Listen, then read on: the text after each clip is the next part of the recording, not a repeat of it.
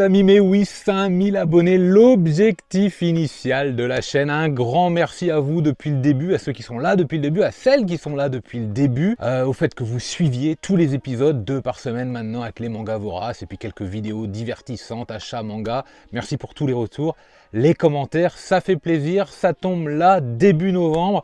Je l'ai vu venir, on le voit, ça monte, ça monte, ça monte, on est impatient. Alors on se dit pas que ça va pas arriver parce qu'on voit bien que ça va arriver, mais mine de rien, ça fait quelque chose, c'est un objectif qui est atteint. Un autre objectif est, pourquoi pas, avec le YouTube Money, de pouvoir aller un jour au Japon. Ça, on verra ça plus tard, ce sera un objectif parallèle. Allez, aujourd'hui, c'est le manga vorace. Je vous prépare pas mal de surprises pour ce format petit à petit. Vous verrez des petits changements niveau montage. Je suis en train d'upgrader, de faire du level up sur les capacités de montage. Allez, c'est parti, on attaque tout de suite avec le premier manga du jour. Découverte donc de La Tour Fantôme chez Glénat, une série courte, un tome 1 que j'avais trouvé d'occasion il y a quelques temps déjà, que j'ai lu, qui m'interpelle depuis toujours. Voilà, il m'interpelle depuis toujours, c'est une série courte, on est en 10 tomes. Et le trait, je trouve sympa, la cover, vous voyez, je trouve sympa. Alors hop, je vais me décaler un petit peu, il va y avoir un petit trailer qui va passer. Voilà, de quoi ça nous parle? Ben, on a un héros, enfin en tout cas un personnage principal, peut-être que c'est pas le seul, un peu banal, un peu niais, qui d'un seul coup se retrouve empêtré dans une espèce d'histoire étrange, ou une tour. Alors, il y a pas mal de mystères, donc c'est difficile de résumer parce que j'ai pas trop envie de vous en dire. Mais j'ai envie d'être assez clair pour que vous compreniez une tour où il y a eu un meurtre. C'est assez crassou, hein. Je ne vous cache pas que les meurtres, là, en fait, vous attachez la personne aux aiguilles, et puis quand l'aiguille tourne, ben, le corps, il se tourne aussi, quoi. C'est pas... Hein. Ouais. Non, mais si, mais quand on se raconte nos vacances, c'est toujours plus sympa. Et j'avoue que j'arrive pas trop à savoir où je mets les pieds.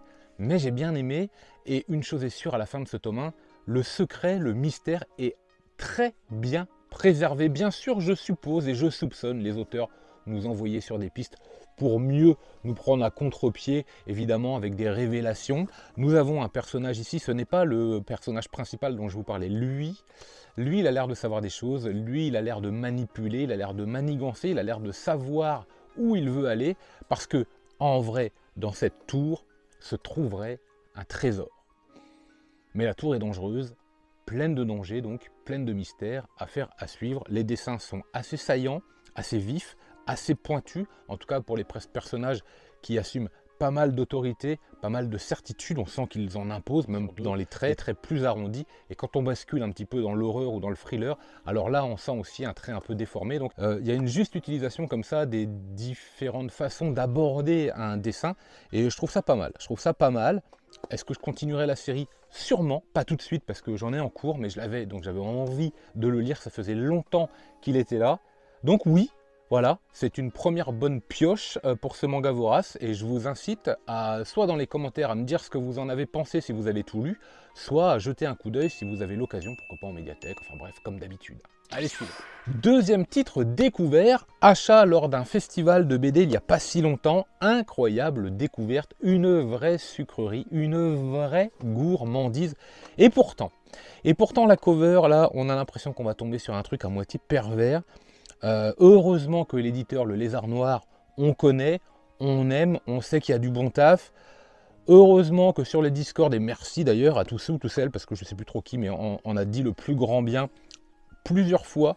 Voilà, Yama Wayama, ouais, c'est pas facile à dire, hein. Je prends le temps de le lire, nous régale en fait avec un manga un peu slice of life, un peu comédie, mais très personnel, très inattendu, très surprenant dans le fond et dans la forme. Un tome 1, mais délicieux, génial, au point que le tome 2 d'ailleurs est un peu moins bon obligatoirement. Je parle de Hoshi dans le jardin des filles. Vous avez vu cette cover du tome 1? Non mais sérieusement, il fait peur le gars, une craie rouge, remet mes lunettes, une tête à moitié pervers, mais oh là là, puis alors le titre Hoshi dans le jardin des filles, on dit oh là là, mais où c'est qu'on met les pieds? Mais pas du tout, pas du tout, pas du tout. Mais ce prof là, vous allez suivre les aventures ou les mésaventures, en tout cas les instants de vie, avec son collègue, ici même d'ailleurs, qui lui aussi est plein de surprises dans le trait de personnalité, dans la façon de penser, d'aborder les choses.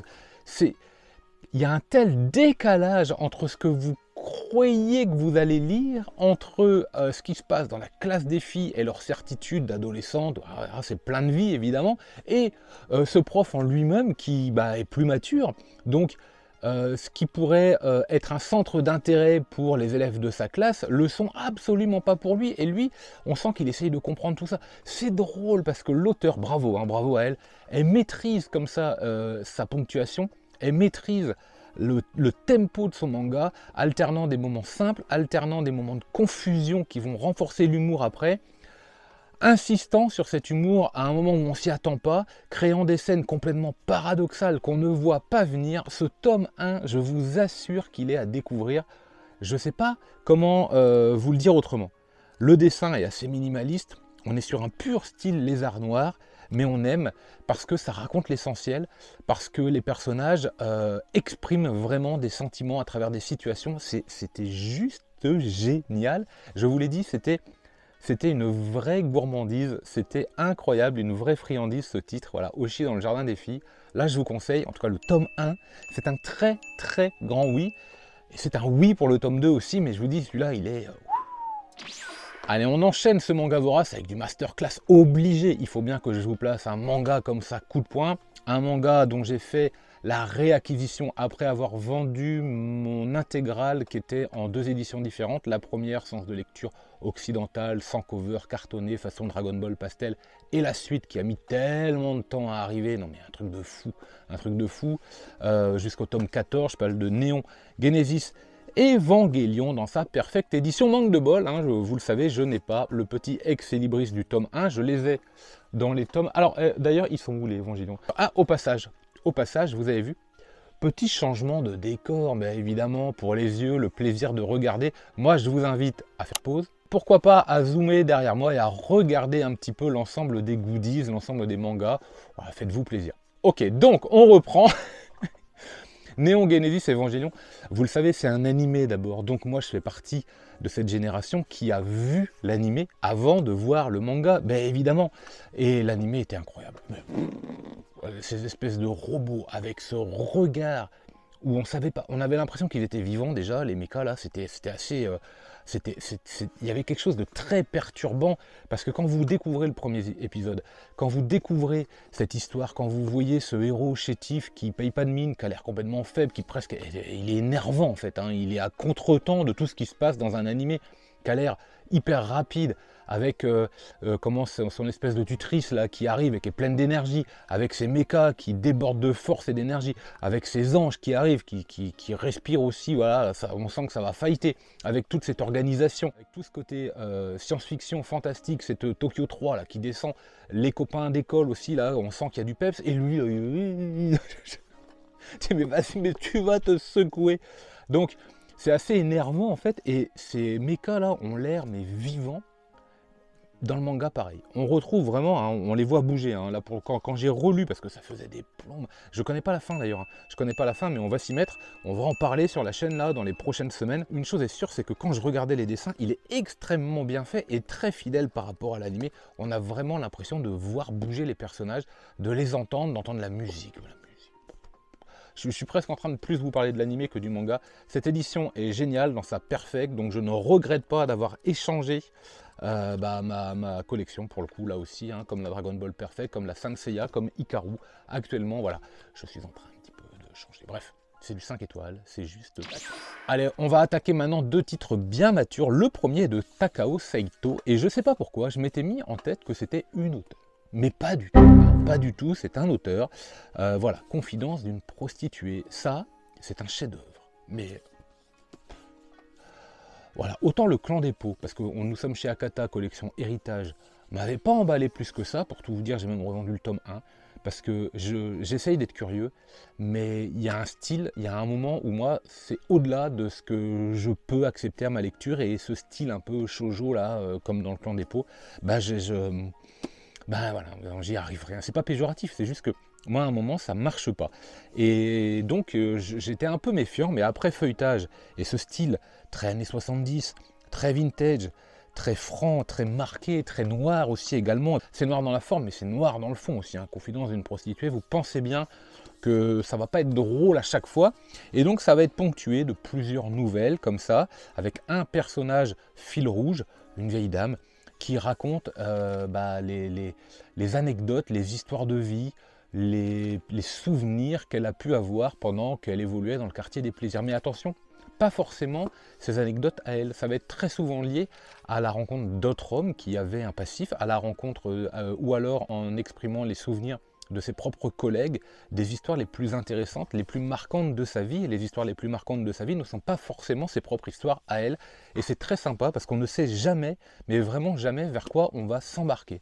Alors, tantôt, il y a des amours interdits entre un homme et puis la fille de joie avec des amours impossibles, plus que interdits d'ailleurs, de la trahison, du mariage, de la drogue, enfin, le quartier de la nuit, voilà, il est vivant, donc vous allez retrouver tous les thèmes qui vont y être associés automatiquement, exprimés, racontés, contés, franchement, avec une simplicité, une honnêteté, une vérité, simplicité c'est le mot, c'est captivant, c'est addictif. Alors bien sûr, Confidence d'une prostituée, très souvent, ça se passe quand même aussi un peu sous le futon, il ne faut pas déconner, mais pas toujours. Et puis c'est pas aussi gratuit, c'est pas du hentai quoi, d'accord. Donc même le milieu carcéral est également abordé. Je vous dis, c'est un vrai chef-d'œuvre, témoin d'une époque révolue, passée. Voilà, si vous êtes amateur de ce genre de manga, de ce genre d'ambiance, de ce genre d'époque, celui-ci c'est, je pense, un véritable incontournable. Alors donc voilà, c'est tout à fait le genre de manga témoignage que j'affectionne et que j'aime beaucoup lire. Et des années plus tard, des décennies plus tard, sort un autre manga, héritage, pourquoi pas, de Confidence d'une prostituée, évolution d'une époque, évolution des mœurs. Et là, on tombe dans de la dinguerie sociale en fait. Tout y passe dans ce qu'il y a de plus noir, de plus dark, de plus barré, avec là aussi, factuellement, c'est expliqué, c'est montré, une morale qui est exprimée à la fin de chaque petite nouvelle, mais l'auteur ne prend pas spécialement parti, il vous laisse juge, il vous laisse être votre propre arbitre pour avoir votre propre interprétation. Bon, Suburban Hell, mais qu'est-ce que c'est que cette dinguerie, mais c'est pour ça qu'il est en fin du Mangavora, c'est à ne pas mettre entre toutes les mains, je vous assure que non. Il y a un âge pour tout. Alors quand je dis âge, je fais référence à de la maturité, parce qu'on n'est pas forcément au même niveau de maturité mentale, j'entends, pas physique, mais mentale. Donc celui-ci, il faut être prêt. Donc certains seront peut-être prêts à 17, d'autres à 20, d'autres à 40. Moi, je suis beaucoup plus prêt à lire ça maintenant qu'avant. C'est complètement pété. C'est sombre, c'est noir. Le dessin, pareil, il est nourri, il est sale, poussiéreux. Vous avez vu la cover, là, voilà, ça triche pas, c'est exactement comme ça. Vous ne savez pas trop où vous mettez les pieds. Quand vous pensez que vous avez lu la première histoire et qu'elle est complètement pétée, vous vous dites bon, ça va se calmer. Non, pas du tout, pas du tout. C'est la dégradation. Et pourtant c'est vrai. C'est vrai parce que je vous dis, c'est factuel, c'est des choses qui existent, c'est des choses qui arrivent. Alors c'est raconté avec une vision d'auteur et souvent peut-être exagéré, caricaturé, encore un petit peu plus, ok. Mais enfin, il n'y a rien que, à part une histoire de zombies, je crois, mais et encore, vous pouvez faire des parallèles, vous pouvez interpréter, je vous ai déjà dit. Donc, non, vous vous dites, mais ouais, ça existe tout ça, quoi. Et voilà. C'était le dernier tome de ce Mangavora, je vous avais prévenu, il est complètement fou, ce titre, c'est chez Imasho, c'est de Taro Kanafulo, Suburban Hell. Waouh! Et voilà, c'est la fin de ce Mangavora. J'en profite encore pour vous remercier, 5000. Je vous assure, ça fait très plaisir. Alors, dimanche prochain, je vous avais prévu le Top Chart abonné, mais ça prend beaucoup trop de temps à faire, donc il est décalé d'une semaine. Donc, quelle sera la vidéo de dimanche? Pour l'instant, je ne sais pas, mais j'ai ma petite idée. D'ici là, lisez plein de mangas. Et moi, en attendant, je vous dis...